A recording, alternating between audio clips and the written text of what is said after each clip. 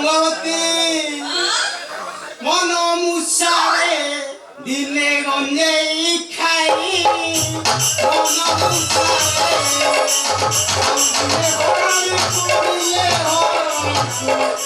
ଆଉ ଦିନେ ହରଣିକୁ ଛାଇ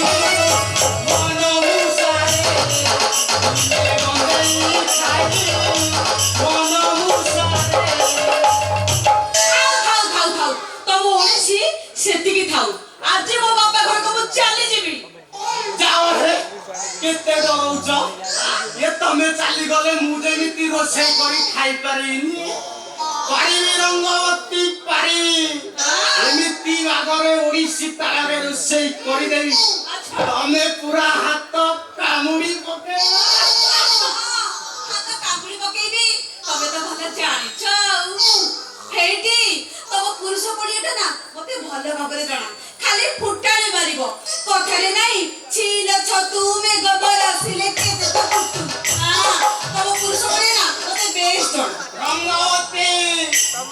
ଘରଟା ଏଣ କଣା କଣା ଏ କୋଉଠି କଣା କାହାର କଣା କେମିତିଆ କଣା ଆଗ କଣା ମତେ କଣା ପଛ କଣା ଏ କେମିତିଆ କଣା ମତେ କଣା ତାଳି ମାରି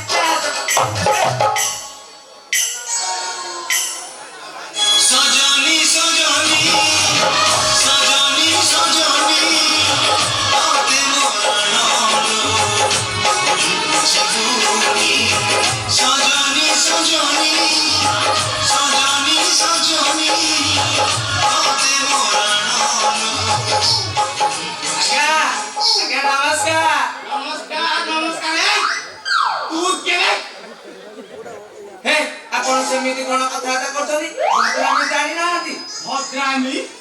ଇରେ ମୋ ଘରେ ବସି ମୋ ସ୍ତ୍ରୀର ପ୍ୟାଚ ପକେଇବାକୁ ବାହାରିଲୁ ଇରେ ପୁଅ ଭଦ୍ରାମୀ ଖୋଜୁଛୁ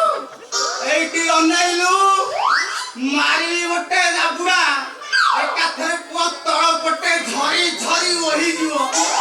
ନାଇଁ ମ ଆଜ୍ଞା ଏ ଟିକେ ପୂର୍ବରୁ ଆପଣ ମାନେ ରୋଷେଇ ବିଷୟରେ କଥା ହଉଥିଲେ ସେଥିପାଇଁ ମୁଁ ଡେରି ନ କରି ଟିକେ ପଶି ଆସିଲି। ରୋଷେଇ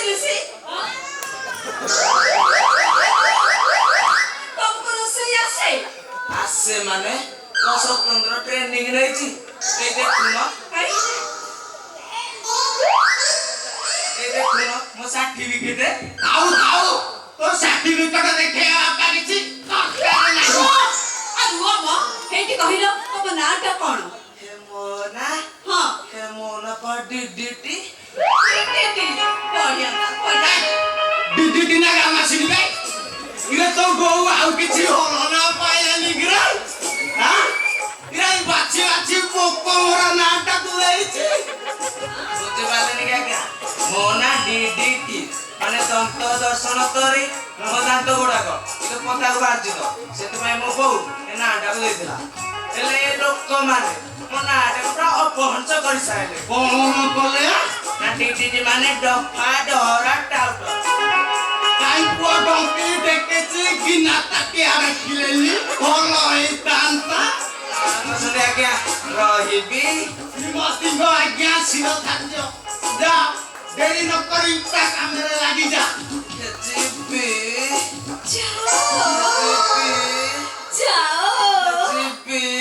ଯାଅ ଏ ଶଳାକି ଯାଉ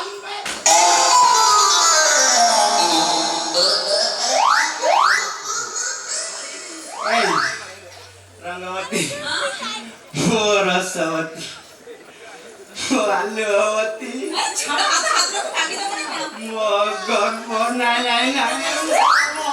ସତୀ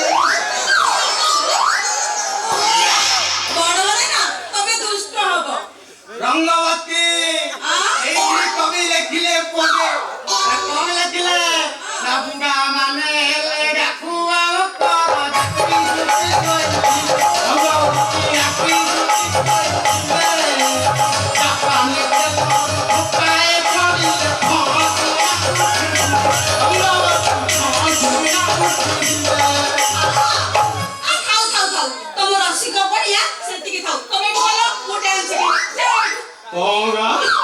ତମେ ଡ୍ୟାନ୍ସ କରିବ ହଉ ତମେ ଏଠି ଡ୍ୟାନ୍ସ କୁ ଡ୍ୟାନ୍ସ କର ମୁଁ ଯାଏ